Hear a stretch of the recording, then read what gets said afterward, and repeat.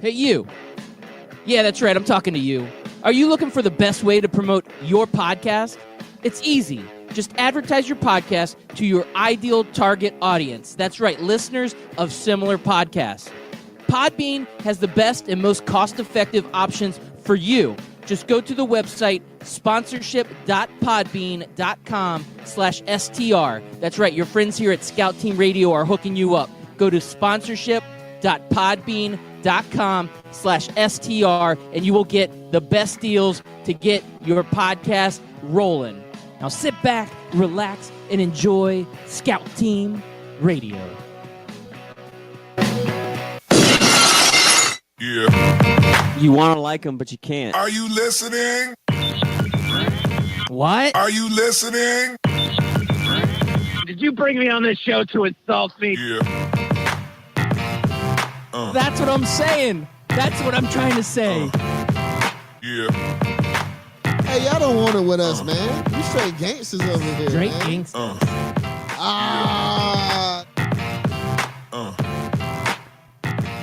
Yeah, good morning and welcome back. That's right, you are listening to Scout Team Radio. We bring it to you hot and live each and every morning, Monday through Friday, 6 a.m. I am one of your gracious hosts. They call me Loudbeard. You are the most egotistical, self-deluded person I have ever met. Yeah. We all know that's true. And the man on the other microphone, he is a great patriot.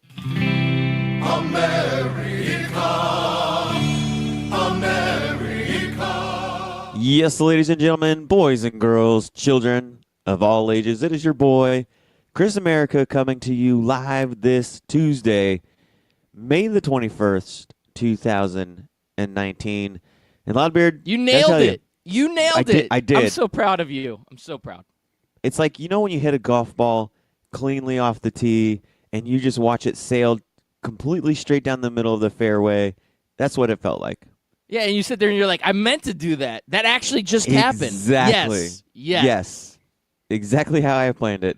But, Loudbeard, my voice is going to sound a little strained today. Coming down with a little tickle in the old throat. Don't know what's going on there. Oh, I hate that. Must have You caught feel it something over coming the and there's weekend. like nothing you can do. Yeah. I try Nothing. to take Zicam. I'm a big believer in Zicam. I don't know if it's just mind over matter, but I do find that Zicam helps me get over colds of sorts faster than other things. But yeah, there really is nothing you can do. Yeah, it's just going to come. It's got to work out through the process, and you'll be fine in about, a week or so. But until then, yeah, there'll be that tickle in the throat, and you'll feel bad. I'll really sound bad like a day Barry or White. two, and Be like, hello, ladies. How's everybody doing today? you sound like the man with the golden mic. That's what I was just about to say, too. Good times, good times. Hey, So, what do you think is going to happen with Arizona and Kyler Murray? Do you think they're going to draft him? wow, that was a spot-on impression. That's what he Yeah. would ask, too. He just doesn't live in the same world that we live in. Just Josh Rosen, you think if they definitely do draft him, you think they keep Josh Rosen? These are interesting questions you're asking, Golden Mike. I can't wait to find out. I can't either. Well, Chris America, I just got to jump into this morning. What are we I just got to jump into it. Golden State, man. They did it. Yeah. They did it again. Yep. I can't Man. believe it. You know what, though? This was a sweep. As far as sweeps goes, this was a pretty solid series sweeps. Like, none of the games were really that big of a blowouts. Portland was there a lot of times. They couldn't close out games, and they couldn't do it again this time, and they went in with a halftime lead. They went in with a fourth quarter or third quarter lead, and then they just dropped the ball in the fourth quarter with a 24-16 loss there, and that tied it up, and then an 8-6 overtime did them in. Yeah, that's disappointing because they've had halftime leads in a lot of these games, and they just can't finish it out. And you could just tell that the star power and the veteran leadership of Steph Curry and Draymond Green just kind of trumped what the Trailblazers had. And the Trailblazers had a great performance by a guy that we weren't really expecting, and that's Myers Leonard. But when you look at what he did, he had 25 points in the first half, but he ends up with only 30 points total, so he only has 5 in the second half. They really needed more out of a guy like Damian Lillard. They needed more out of C.J. McCollum. And when you go against Golden State, even on their best days, it still would have been tough to defeat this Golden State team. Golden State was just that good, and I don't know that I can say anything bad about the Blazers because, like you're saying, I think 3 out of the 4 games have been down to the very end, and the Blazers have fought in those games, but the Golden State Warriors just fought a little bit harder getting the sweep here. Yeah, I think this is going to be a series that probably eats away at this Portland Trailblazers team for a little bit because you mentioned it, I mentioned it. It's not even just halftime leads, it's third quarter leads, it's leads going into the fourth quarter. Some of them are bigger than others, and they just couldn't hold on. They fall apart in the fourth quarter, or they just let Golden State go off on them in the fourth quarter. And Damian Lillard had a solid game, 28 points, 12 assists, but like I said yesterday, he's got to cancel out whatever Steph Curry does, he has to do or do better. I think in a lot of these games, if Damian Lillard's production matched Steph Curry's production, they would have won some of these games. Because if he would have gone point for Steph Curry, then Steph Curry would have been a non-factor in this game. It would have just been really the rest of the team versus the rest of the team. Because Damian Lillard took care of canceling out and zeroing out whatever production Steph Curry had. And even in this game, Steph Curry had 37 points, Damian Lillard had 28, and they lost by 2. You know what I mean? So even if he scored 5 more points to even somewhat match what Steph Curry was doing, the Portland Trailblazers would have won this game. Oh, absolutely. And Steph goes off again, right? 35-plus points. What is this, 4 games in a row? Yeah, all 4 games he goes off. Yep, he steps up in Kevin Durant's absence like they don't even skip a beat. Like they have figured out what this formula is to win without Kevin Durant, and they're really doing well with it. Steve Kerr has nothing but respect for what this Trailblazers team has done. Afterwards in the press conference, he talks about how they had to scrap and claw and fight their way to 3 out of the 4 victories in this series. So he has high praise for what the Blazers did. And I look at it also from where we thought the playoffs were going to lead us from the beginning of the season to midseason to even when the playoffs started. And I'll be honest with you, I didn't have the Blazers making it to the Western Conference Finals. Nope. They exceeded expectations. Oh, yeah. Definitely. We kind of expected them to maybe lose to Oklahoma City. That Oklahoma City kind of drew a good draw with the team there of playing Portland. And, I mean, Oklahoma City almost did them in. What was it, 7-game series? It took a miraculous shot by Damian Lillard to close that series out. And then they kind of just took care of business from there until they got into the Golden State Warriors. Yeah, well, I think the miraculous shot was on Denver, wasn't it? Was that Denver? Yeah. I thought that sent Oklahoma City home. Yeah, that definitely sent Oklahoma City home because I remember thinking, all right, they're going to take that momentum into Denver, and then Denver ended up blowing them out or beating them by a pretty sizable lead. You're right. Now, that's my bad. Sometimes they blur. Yeah, I vividly remember Russell Westbrook walking off the court like, did that really just happen? Yeah, you're right, because it was on Paul George. Yeah, remember Paul George said, there's nothing you can do about that shot? Wow, man, my memory's going. I'm old man syndrome here going on today, Chris America. But you're right. He did the wave by to Oklahoma City, and then Paul George said it was a bad shot.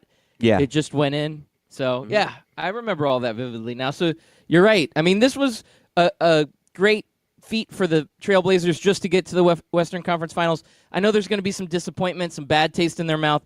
But in the end, I mean, this was a very successful season for a team.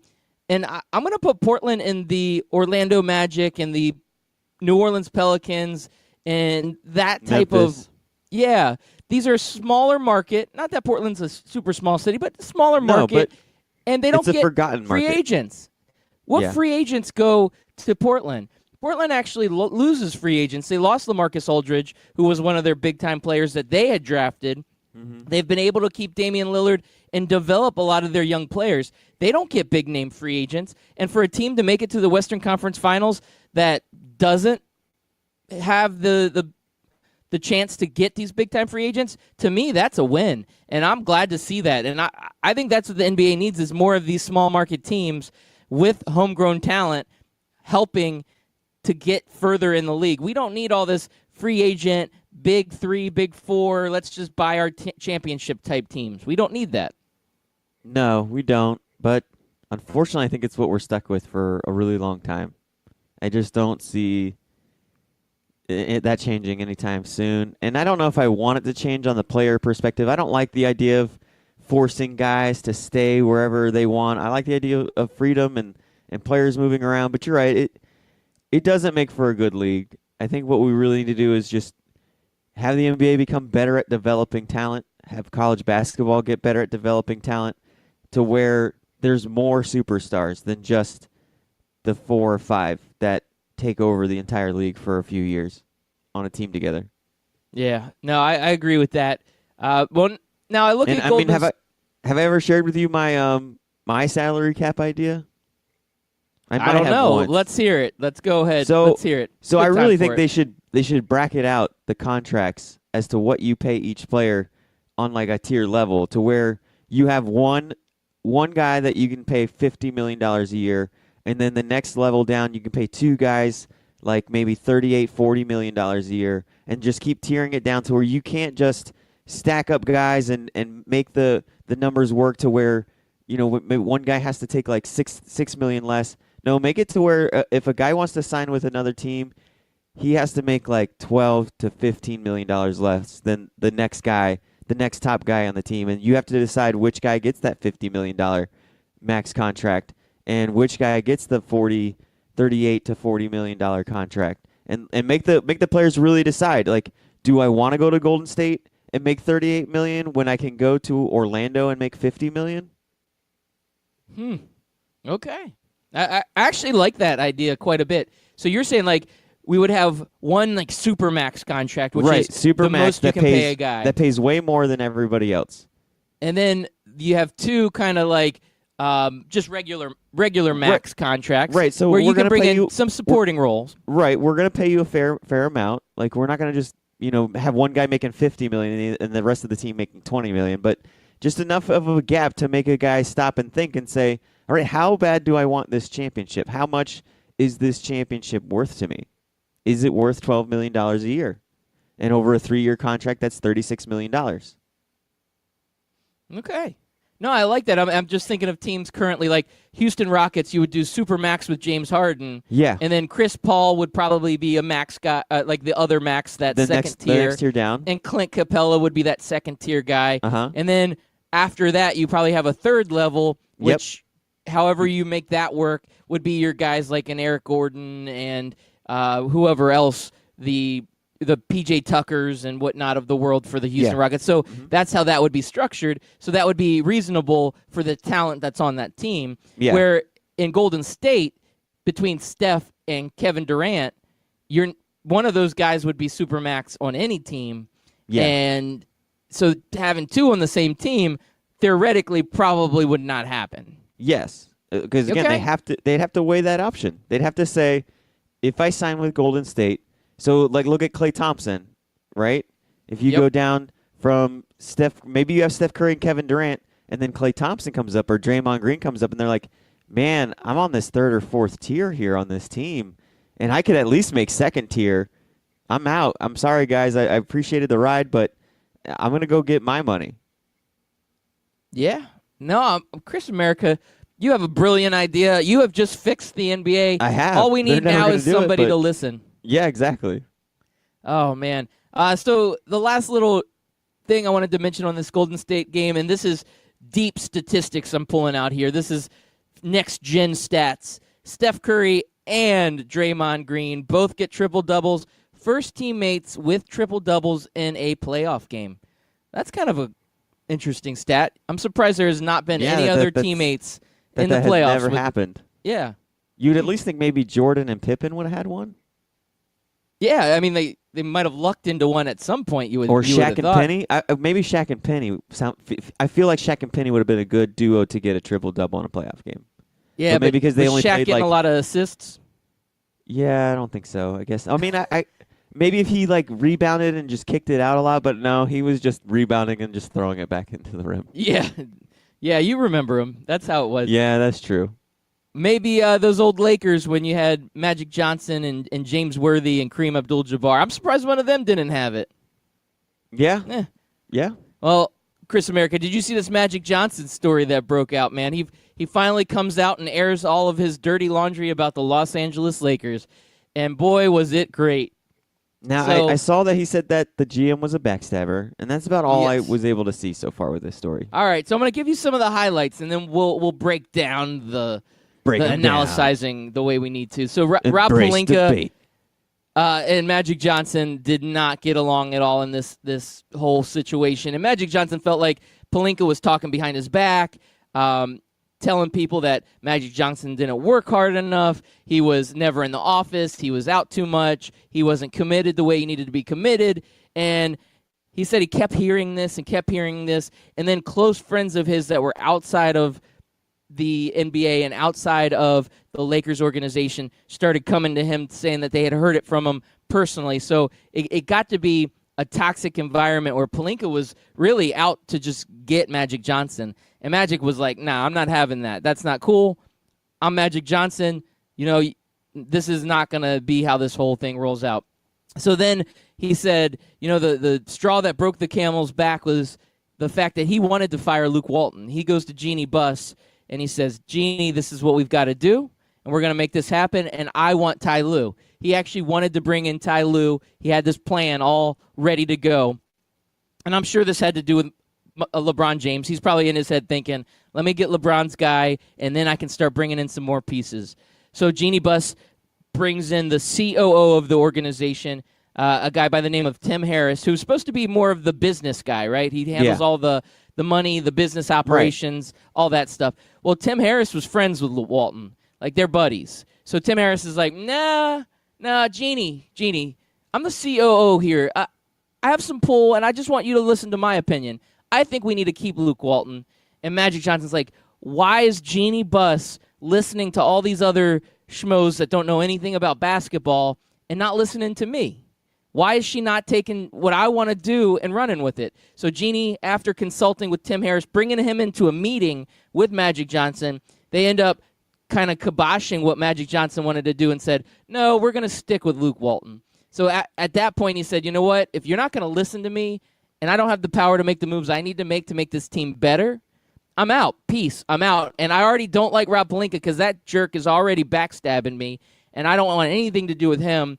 Now you're not letting me do what I need to do.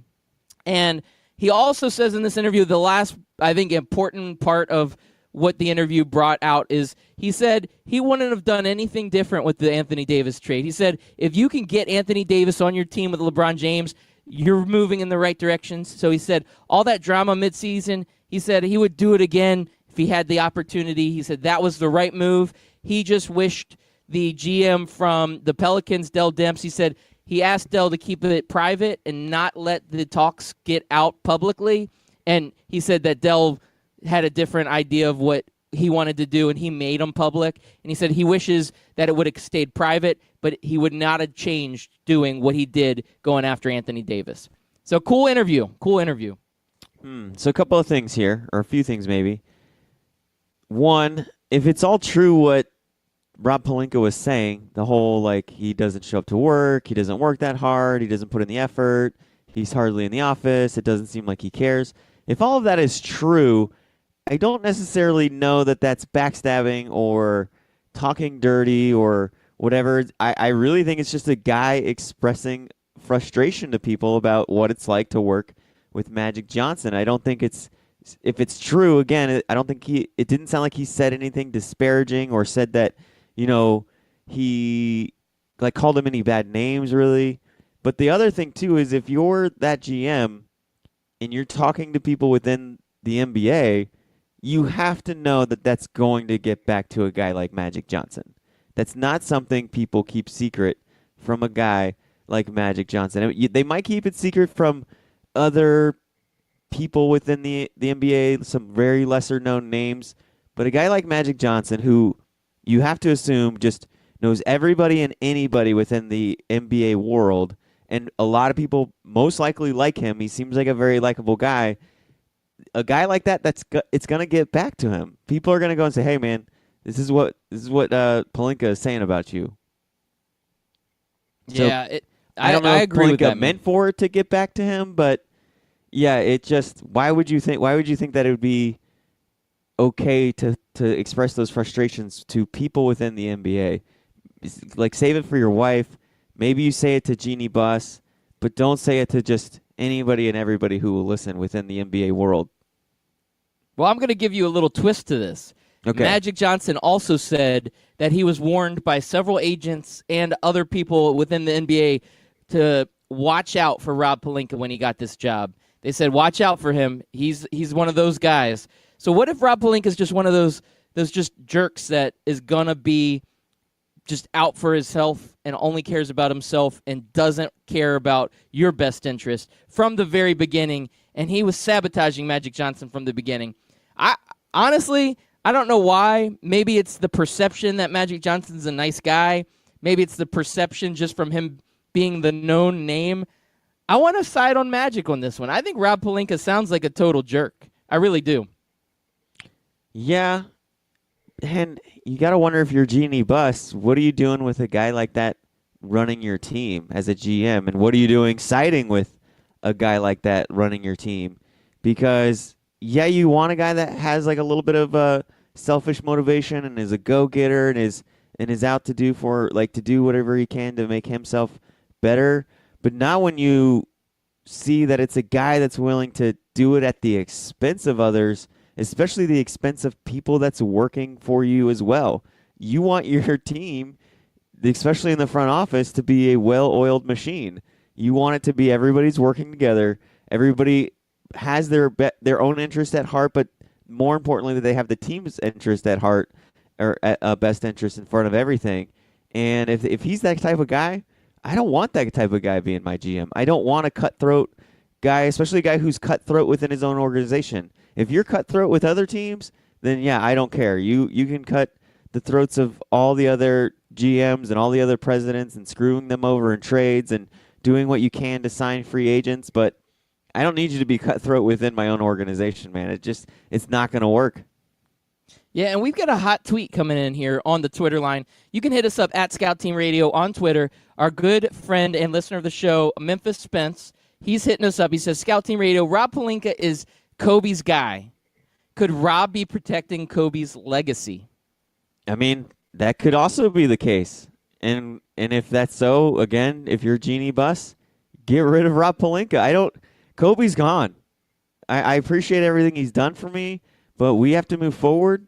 And I don't need a GM that's going to be making stupid moves just so he can protect record books and legacies of a player that's no longer on my franchise and is no longer going to be able to contribute anything to making my team win. And I paid Kobe. Kobe and I have a great relationship, but that relationship's for the most part over as far as anything to do with what's going on with the team. And I don't owe Kobe Bryant anything other than just, hey, we're going to give you a retirement jersey session. You're welcome to the court anytime for free. Whatever you want, skybox, anything you need, Kobe. But I'm not going to sit here and make moves and do things that protect your legacy. No, like if we get a guy that comes in and just destroys your records and makes the fans forget about you, then so be it. But I got to move forward. My job is to win basketball games. Yeah, you say that, but this is what happens in organizations. We have another hot tweet coming in. I'm going to read it here in just a second, but I have to comment on that. It's about being political. All of a sudden, you get all these egos in a room, and what Magic was saying is Jeannie's listening to all these people. Yeah. All of these people think that their clout is more important than your clout, that they want to make sure that their voice is heard, and it becomes a political mess, and then all of a sudden it doesn't become about just the basketball, does it? It doesn't become about winning today and winning tomorrow. It becomes about egos and what you think is right and what this guy thinks is right and what that guy thinks is right. And Pelinka has some clout in the organization because he is Kobe's guy. So he was untouchable for a long time because of Kobe. So now they're not there. Now is Jeannie Buss is she okay with just cutting ties with that because he's a guy that's been there that long? There's so many dynamics to that. We're seeing the underbelly of what goes on in sports organizations. not everybody in an organization is always worried about the best interest of the team. Yeah. A lot of times there's other ulterior motives, Yep. including their own self-interest or the interest of other players' legacies. Like if it's Kobe's guy, Kobe brought a lot of success to that organization. Now, he may still have a say into what things are going on there, which is a shame. He shouldn't. He's Right. gone. But people still listen. He's got a voice that people like to Of listen course. to. So I mentioned a hot tweet coming in. Scott Kaiser, good friend of the show, hitting us up. He says, yesterday it was prosthetic penises, and today we're cutting throats left and right. Savages over here at Scout Team Radio. Yeah, we are. And true. I'm going to say something True more story. savage. I'm going to say something more savage. Jeannie Buss and Rob Pelinka seem to be making moves to burn the Lakers to the ground, and I got my popcorn ready, and I'm here to watch it. I'm here to see it. As much as I'm saying that Jeannie Buss should do this and that, I hope she doesn't. I hope she continues on this course. I hope Rob Pelinka and Jeannie Buss make all the moves that Kobe Bryant wants them to make, and they're all awful, and the Lakers just continue to suck for eternity. I'm here for it. I like it too. I like it too. Now, Magic Johnson had said that he would have done the AD trade, all over again if he had the opportunity. Do you think that's the right thing for him to say? I think the only thing he shouldn't have said is that he wishes that the other GM didn't make it public. I think that's kind of throwing the other GM under the bus, and I don't really know that that's true. I always felt like it was LeBron James's guys that made it public, so it kind of put pressure on the Pelicans AD. I don't know what it serves the Pelicans AD to throw out the trade talks. I don't know what the purpose of that would be, because he's the one with all the leverage, and when it's quiet, and if it's loud, it's kind of like it puts all the pressure on him, and then it ended up getting him fired. So it doesn't make any sense why he would make that trade talks public to where it puts all the pressure on him to make the trade, and then he ends up getting fired from his job because he didn't make the trade. So if he did do it, then he's an idiot, because I think he's able to turn down a trade like he did and not have anybody know, and then he doesn't have any of that pressure. Nobody knows that he turned down a pretty decent offer by the Lakers, a pretty aggressive offer by the Lakers. But now that it was made public, everybody said, wow, this is actually a really good offer by the Lakers. The Pelicans really need to take this trade. And then when you don't, you're like, oh, that guy's an idiot for not taking that trade. And that's what happened, and it cost him his job. Well, it could have been a negotiation strategy where you get public pressure. Once the public knows about these things, there's a lot more pressure to make things happen. So Yeah. he may have wanted to put pressure on the Lakers because he knows LA fans, there's a lot of fans that are very vocal. And they're going to, if they hear, we might get Anthony Davis, all of a sudden, all the pressure's on Magic Johnson to give away everything. So Dell Demps may have done it as a negotiating strategy, but it definitely backfired. He Yeah. lost his job, and things are just not so good right now in New Orleans. Thankfully, they got a number 1 draft pick coming here their way, Yeah. so they'll be And able I mean, to pull the pieces together quickly. I don't know what else the Lakers could have offered them. I mean, they practically offered them the entire Lakers team. The only thing they could do is give them their first round pick in order to keep an actual basketball team, to put 12 guys on the bench. So I don't know what else he could have expected from them other than that first round pick, and I don't know that anybody could expect a team like the Lakers to give that up, especially unprotected. If we had a magic ball or crystal ball and we could go back and look, Magic Johnson should have included himself in that trade. Yeah, he should have. He could have gone over, and Yeah. then knowing that he's getting Zion Williamson and bringing over all that young talent, he would have done it. But we don't have a crystal ball. This isn't No. time travel. I'm not saying the Pelicans' first round pick. I'm saying if the Lakers gave their first round pick to the Pelicans, that's the only thing I think they could have offered more than what they were offering without having to forfeit basketball games because they didn't have enough players to play. Because you only have so many players on a roster. It's not like an NFL team where you have 52 guys. I think there's 12 guys on the bench and maybe 2 or 3 alternates that don't dress out. And so they were trading 3 or 4 guys at one point. So you take away 3 or 4 guys and you're down to a 10-man roster. Yeah, but you got the G League, you got the Big Three. No, I You know, could get but Ice you don't want to Cube have to call up the come on as scrubs. backup. You don't want to have to call up the scrubs for Anthony Davis. What? The scrubs? Man, I'd be getting Ice Cube up on my team. He'd be quality. He'd be getting some Chris America like performances, right? Right. Oh, Well- Chris America. We're almost up against the commercial break. I do have one last thing I want to talk about quickly before we go into our commercial.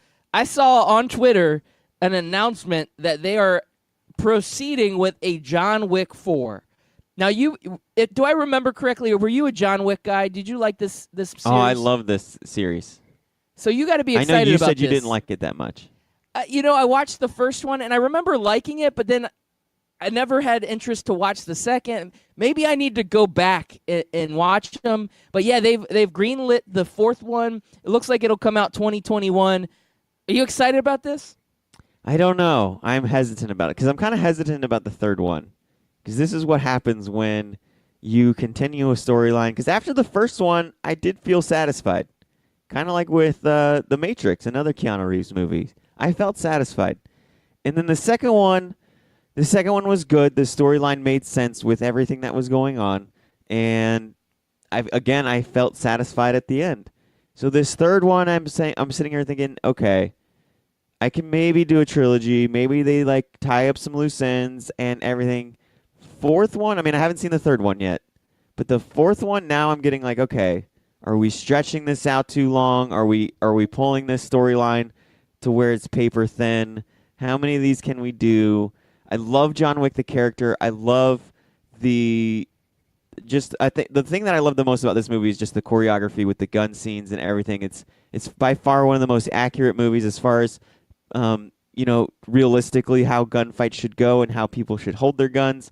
Keanu Reeves is doing every single tactical move that you're supposed to do in these types of situations where he's not just like diving around with his arm pointed sideways and shooting guns while he's jumping and hitting the target point blank. Like, these are like actually well choreographed things. So that's what I love the most about the movie. Well, Chris America, there is another big-time star that's trying to hit a target. That's right. Odell Beckham is recruiting another big-time star to the Cleveland Browns. We'll find out who that is after a quick commercial break.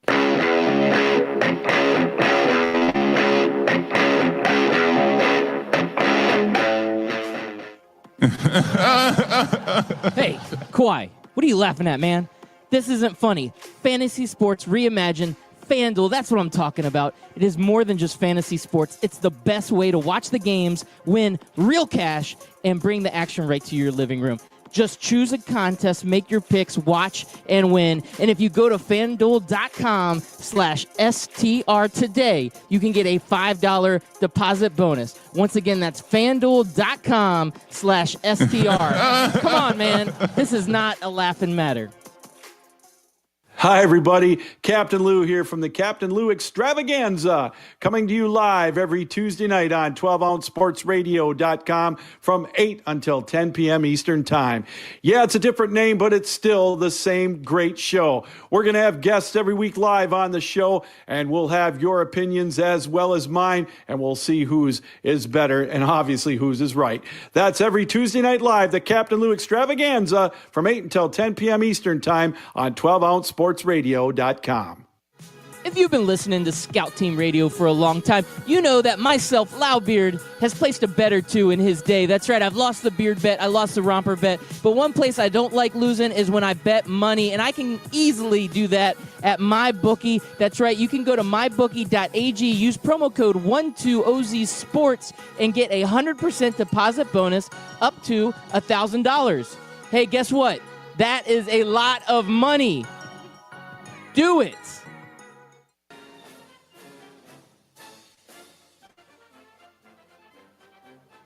Hey everybody, it's your favorite Patriot, Chris America, and I want you to listen every single weekday, Monday through Friday, 6 a.m. to 7 a.m., and on replays from 11 a.m. to noon of Scout Team Sports. Listen, George Washington did not cross over the ocean blue in 1492 to defeat the Nazis, so you can listen to the same tired national clickbait sports stories. So once again, tune in to us every single morning, 6 a.m. to 7 a.m., and then we replay from 11 to noon. I will see you there. and God bless America.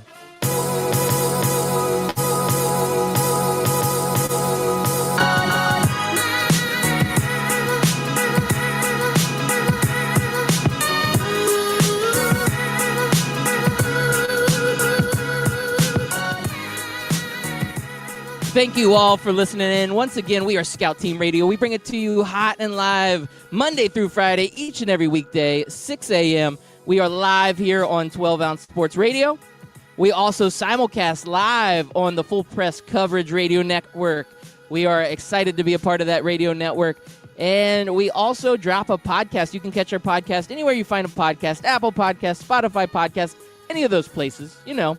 Even our website, scoutteamradio.com. Great place to find our podcast. We are also on the Barnburner Podcast Network. You can check them out at barnburner.ca. If you want to get social, you want to get interactive with us, we want you to. Make sure you hit us up on Twitter at Scout Team Radio. We're getting some hot tweets in here from Scott Kaiser and Memphis Spence this morning. We appreciate the participation, fellas. To all of our other listeners, please keep those tweets coming. We want to make sure that we hear from everybody out there. We like to hear it. And Chris America, I'm just looking through my Twitter machine on the commercial break, and I saw a hot tweet from a local Orlando sports writer who we are here in the city of Orlando. He said, this is from Mike Bianchi, local sports writer here in Orlando. He says, if Magic didn't want somebody talking behind his back about him not showing up at the office for weeks at a time, then maybe he should have shown up at the office and been a better team president. Dang, man, he's taking your side on Twitter, I think. Yeah. I mean, my side's a good side to have. My side's a good side to have. Maybe I'm wrong. So we teased before the break that there is OBJ, big-time star over for the Cleveland Browns, recruiting another big-time star. The Tampa Bay Bucks made a huge decision yesterday, cutting six-time Pro Bowler Gerald McCoy. And as soon as the news breaks, OBJ takes to Twitter and says, Cleveland, ? Right after the Bucks announcement. And so it looks like OBJ just sending out kind of some feelers, just seeing if Gerald McCoy might want to come over and join them with the Browns. Now, that would be another great move for the Browns if they could pull this off. Yeah, and this is something that you gotta like if you're a Browns fan, and if you're the Cleveland Browns in general, the coaching staff, the front office. Everybody's got to love this, whether they get Gerald McCoy or not. Everybody's got to love the fact that OBJ was traded, had the rug pulled out from underneath him, and traded to their team, and he has just been full on like, this is my second chance. My last team didn't want me. I'm going to give my all to this new team, and he's all about the city of Cleveland. He's embraced that city like it's his own, and he is trying to get other players to come to that team, and you got to feel good about a guy that does that, especially when OBJ was maybe wrongly, maybe rightly, I don't know, but accused of just being another diva, another selfish player, another player that only thinks about himself. And here he comes over to your team, and maybe you're like, I'll take the bad with the good. And now you're just seeing all good since he's been here so far. So far, it's just been all good for OBJ. He doesn't seem like the diva that he was made out to be in New York. He doesn't seem like a head case. He seems like a guy that wants to be there, wants to play for Cleveland, and wants to win titles. And he's just basically put this team on his back, and he's waved the Browns flag and said, this is my team now. And we're going to win championships, and I'm going to recruit players, and I'm going to go around the town and have fun with the fans. And I'm it, Cleveland. This is it. I'm all Cleveland for life. Well, I think what helps, too, is the kicking net in Cleveland is much nicer than that kicking net in New by York. Far. The one in New York kept getting in his face, man. I didn't think that was cool. No. Not cool at all. Yeah. Now, this is another big-time diva wide receiver in the news, and he didn't respond as well as, let's say, an OBJ did. Big Ben comes out Monday and says he genuinely feels bad about his broken relationship with Antonio Brown, and he kind of just puts it out there that he feels like he wishes things would have been differently. He wishes he would have handled things differently. He wishes things would have been better between him and Antonio Brown. And Antonio Brown sends out a tweet, and it has two words on it. It says, to face. and that's it. That's how he responds to Ben's apology. Is this Antonio Brown's diva status just keep rising? Why can't he be like OBJ, go to a new team and do the right things, man? I think this is a terrible look. What do you think about him tweeting out Two-Face to Ben Roethlisberger after Ben comes out and does a genuinely nice apology? I guess I would want to know more about what went down because maybe Big Ben is looking good in front of the cameras, but maybe Big Ben was just a total D-bag the entire time he was there and is all about Big Ben and is selfish, and he's the actual diva on the team. And maybe, sorry, I can't think of his. I keep thinking of OBJ now, but maybe Antonio Brown. Antonio Brown. Yeah, Antonio Brown. Maybe he is super mad about everything that went down and how it went down, and he's super upset about it. Now he sees this fake apology that maybe he hasn't even been offered up privately. Maybe he's waiting for that private message to say, "Hey, dude, look, I'm sorry." It's one thing to say it to the media and make yourself look good, but I would rather like a personal one. And so he's just like, you know what? I'm gonna let this slide. I'm not gonna expose all the things that went down. I'll just send out a simple Two-Face message that gets my point across. But I also don't really throw him under the bus. Or maybe you're right. Maybe Big Ben did do everything right, and Antonio Brown's acting petty, and it's him looking bad. Either way, I'm here for it. Got my popcorn ready, just like with the Lakers. I'm here. I'm on the petty train on this one. Even if whatever happened behind the scenes, there's always more to a story. But Ben Roethlisberger comes out looking like the better person in this. And this is good for the Steelers because now the Steelers are like, the fans are going to be like, yeah, we got rid of that trash. Look how toxic he was. Yeah. But we kept Ben, and look, he's the nice guy. He's apologizing. It's a bad look for Antonio Brown, even if he is justified by what he's doing and he's burnt and he just feels like there is still a personal vendetta. Man, you got to be better in front of the camera. You got to know how, as a professional athlete, how to handle yourself. And I wish he would take some classes from a guy like Larry Fitzgerald, man. I think class needs to come back in the NFL. And, man, I felt like this was kind of classless. And speaking of classless, I love the Dallas Cowboys and all. Well, hold on. I got one more thing to add. For me, personally, I'm a little biased here. I have never forgotten what happened in that bathroom with that woman however many years ago that he was accused of. Roethlisberger. Yep. Yeah, he's going to be... To me, I've always felt like he's had that stench. I've never liked him as a player. I just feel like he has that arrogance about him. Now, I'm not going to sit there and say he did it, but it's very believable in my mind that he did do it.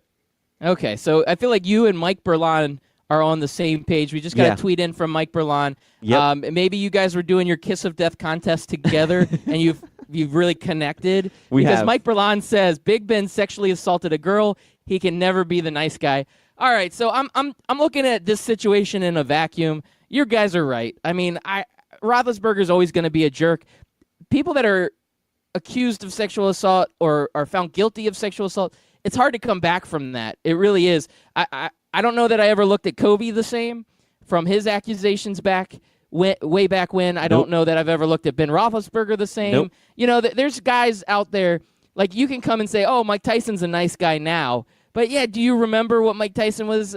Yeah, okay. So there are people out there that probably never deserve to be considered a nice guy, and Big Ben is probably one of them. I think Mike Tyson has done a good job of reshaping his image, and he's admitted to all the things that he's done, and you can tell he's a different person now. Where Big Ben, Kobe Bryant, they were the same, like, don't give a damn about anybody, a-holes, and just kind of have that look and arrogance about them that just they don't admit to doing anything wrong, and they don't really apologize for what they did, and then they just want you to forget about what they did. Like, well, I'm just moving on. But like I said, I'm not going to go as far as Mike Verlon and say he did sexually assault a girl because I don't know. I don't have any evidence. But when I look at a guy like Ben Roethlisberger, I believe he's capable of doing what he's accused of doing. Oh, man. So Memphis Spence is saying, thank you for that, Chris America. Ben isn't the good guy, even though he's on my squad. Oh, man. Everybody hates Ben Roethlisberger. I'm sorry I brought it up. I feel like I'm a jerk now. No, Loudbear. I mean, I get it. You see it. The Big Ben is doing the right things, and Big Ben's trying to take the high road in front of the public, and AB is having none of it. And I don't know what the story is, so I'm not going to sit there and say one's right and one's wrong. But I can see where AB is coming from. And if Big Ben has sent him the apology and has done everything, then yes, AB does look a little petty. But I don't know, man. I feel like Big Ben is all show, and there's no substance behind him whatsoever behind the scenes. All right, that's fair analysis. Now, I'm going to get on the right side of the fence now. I'm just Let's go. I got to clear my conscience. All right, I'm going to tell you this next guy, Ezekiel Elliott, this guy is not a nice guy. And he gets busted. He's in handcuffs. He goes to a music festival in Las Vegas, and he gets in an argument with his girlfriend, apparently a shouting match. Now, it doesn't get physical, but it is bad enough where security guards kind of get involved. Well, he gets in the face of a security guard and ends up giving him a forearm shiver into a fence or into a fence gate, and he ends up getting himself into some handcuffs. So another situation where the Dallas Cowboys, Ezekiel Elliott, is back in trouble with the law. This guy, I can say without a shadow of a doubt, is a bad dude, and I'm tired of seeing his bad shenanigans all over the news every offseason. Somebody needs to do something about this guy. Yeah, I don't know what it is about guys. Like, why can't you just go to a concert and be chill? I don't get it. I get it, like you get into fights with your girl, but when you get into fights with your girl, just walk away. Like, you're never going to lose that argument, or you're never going to win that argument. There's no way it ends good for you by continuing to argue with her and yelling at her or doing whatever. So yeah, Ezekiel Elliott, these guys, like, they just can't seem to stay, like you said, out of handcuffs, out of trouble. Just be chill. Hang out, enjoy the concert, everything. Jenny of Ohio checking in.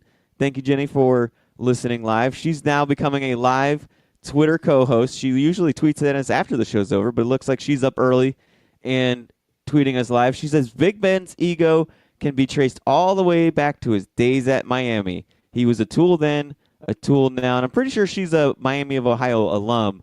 So she knows. She knows that this guy's been a D-bag all the way since the beginning. All right. Well, I think we've driven that point home, Jenny and Scott and Memphis. All of you guys are driving home the point that Ben Roethlisberger is a jerk, and I take right, back Ladbeard. anything nice I ever said about him.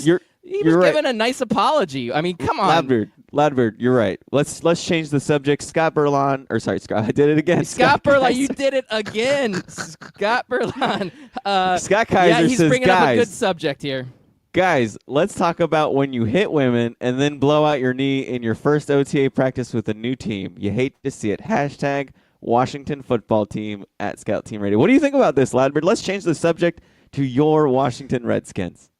Yeah, we made a decision in the offseason that was very critical about bringing Reuben Foster in after he had a rough past, after he's had situations where it really wasn't anything that I can defend what he has done. And we bring him in because of his football talent, and he blows out his knee in the first OTA. And I kind of thought to myself, and I hate to say this because my Washington football team, my Washington R-words, they are a great team, and I can't say anything bad, but there's a little bit of karma that goes into this whole situation. I felt as soon as I saw this story, I said, gosh, there's a karma police coming and attacking Reuben Foster on the field. And your Washington Redskins for signing him. No. Yeah, because now they have to pay this guy. Please don't say anything bad about my Washington Redskins. They're a very fine establishment. We've just struggled to win football games and maybe bring in good free agents, and we suck at everything. So I don't need this to hurt my feelings too. I'm gonna cry this morning. Let me ask you this though, Laverick. Very verklempt. I didn't even hear who it was at first. All I heard was that a guy blew out his knee at Washington practice, and I was about to send you a message, but I was too busy at the time when I heard the news. What is with the Washington Redskins having dudes go out and having season-ending injuries, either right in the offseason or just as preseason starts? Like you guys just seem to be blowing out knees and stuff left and right over there. Last year was like 2 or 3 guys. What was it, the running back that you guys lost before you had AP? Darius Geis. Yep. Yeah, bring that up. Make me feel even better this morning. You do realize that our new strength and conditioning coach is Tanya Harding, right? That's might want to find a new one. Yeah, it's not been very successful. We'll just put it at that. Yeah. So big blow to your roster, but I agree with you, man. It's kind of the karma. You get what you pay for. Yeah, you do. Well, I don't know, man. I hate talking Sure you don't bad want to about go my back to Redskins. talking bad about sure you don't want to go back to talk about Big Ben? No, yeah, I can talk bad about him. We'll talk bad about Big Ben. I'll talk about more injuries. Since you brought up injuries, New York Mets, I always say his first name. I'm going to just say Cespedes from the New York Mets. He has a violent fall at his ranch, and he fractures his ankle. Apparently, it's a pretty severe fracture, so he's the two-time All-Star. And the GM from the New York Mets comes out and says he was not riding a horse during the accident. Now, Is he riding why a as a cowboy? GM, why do you have to say as a GM that you have to come out and say, like, it's okay, he wasn't riding a horse during the accident? Apparently at his ranch, he owns a ranch. Yeah. Apparently at his ranch, he stepped into a big hole and damaged his ankle. But they wanted to specifically point out that he was not riding a horse during the time of the injury. Weird story, man. Just total weird story. Yeah, it is kind of weird that it's like, hey, he injured himself at his ranch, but he was definitely not riding a horse. I mean, doesn't that automatically make you think, okay, he was Okay, riding he a was horse, they're riding a trying to horse. cover it up? Well, I mean, I know that's like the first thing you think, like, okay, did he fall off an animal? Was he riding a bull? Like, I mean, these guys are allowed to live life, and if you're going to ride a horse, I'm cool with that. But, yeah, it does seem like whatever you think, it was not this, okay? Definitely wasn't that. It was a hole. Yeah, there was no way at all he was on top of a horse riding it at the point where he fractured his ankle. Oh, Right. and by the way, we owe you $29 million this year and next year. But no, don't worry about all that. And I said 29, I can't remember, 25, 29, 28. It's a lot of money. They owe him a lot of money, and this dude's out there ranching like he's some crazy rancher. Though, on a side note, remember that show Dude Ranch on Nickelodeon? Mm-hmm. Quality. Very quality. Oh, man, Memphis Spence is bringing up a topic. He's like, you guys need to segue to this. We did not mention it yesterday. Deontay Wilder, first-round knockout, and it wasn't like just like, oh, the guy stumbled over his feet. He knocked him the bleep out. First-round knockout, so heavyweight champion Deontay Wilder with a huge win over Dominic Brazil on Saturday, and that was one of the nastiest punches I've ever seen. Thank you for bringing that up, Memphis Spence. I appreciate it. Yes, he's actually tweeting out a Sports Illustrated tweet. Deontay Wilder used a massive right hand to drop Dominic, but was Wilder's nasty punch good for boxing? And then there's a video. I'm not going to watch it. It's a video of these two people doing that typical stupid ESPN First Take debate show where these two people are talking back and forth. Was Deontay Wilder brutal knockout of Dominic good for boxing?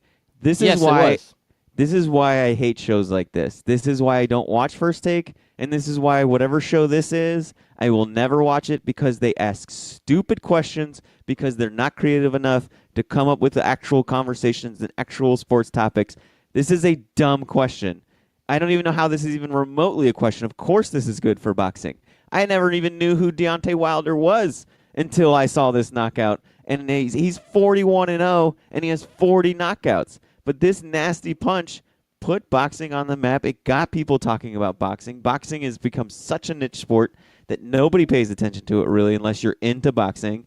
And I now know who Deontay Wilder is, and I think a lot of Americans now know who Deontay Wilder is, and I think that nasty punch not only helped boxing, but it helped Deontay Wilder because I got to tell you, the next Deontay Wilder fight that comes up, I might make it a point to go see it. So just a dumb, stupid question by Sports Illustrated. You went on a little bit of your soapbox there. I like it, but we've got tweets coming in fast and furiously here, and we got to hit all of these. Did I say Dude Ranch? I feel like I was thinking of Blink-182 and how they are so much better than Sum 41. Mike Berlon's calling me out. He said, hey, dude. Come on, man, Loudbeard. Yeah, maybe that was a Freudian slip because I know how much Blink-182 is better. We also got chime in from David Green, who we haven't heard from in a while. David, it's nice to hear you back on the show. He says, I believe it has to do with the insurance clauses in their contract, like Bumgarner with the Giants. Yeah. So apparently in Cespedes' contract, it probably says you cannot get injured riding a horse. And we do have one other tweet. You want to read Scott Kaiser's tweet to everybody just so we can hear about these other injuries? Yeah, classic baseball injury off the field. Nothing beats the old Jeff Kent. I slipped in my driveway washing my car. Another unwritten rule in the game. You injure yourself off the field, cover it all the way up, baby. Yeah, that's true. I mean, I know all the time. My driveway that is made of concrete gets super slippery when it's wet. It's dangerous. Very dangerous. It is dangerous. I mean, I really think that Jeff Kent injury was he was doing the old Tom Cruise. What was that movie where he slides in with his socks? Oh, Risky Business. Risky Business. He was doing the old Risky Business scene at home with the dress shirt and the underwear and the socks. Just didn't pull it off right. I do that every day. You know what? Dude Ranch was one of my favorite shows on Nickelodeon, by the way. What was it called? Dude Ranch. It was called Hey Dude. Come on, man. Yeah. Although I do like Dude Ranch. It's a great album. We should make way that better a than dressing. anything Dude, Sum 41 did. We should make that a dressing. Dude Ranch dressing. It's for dudes.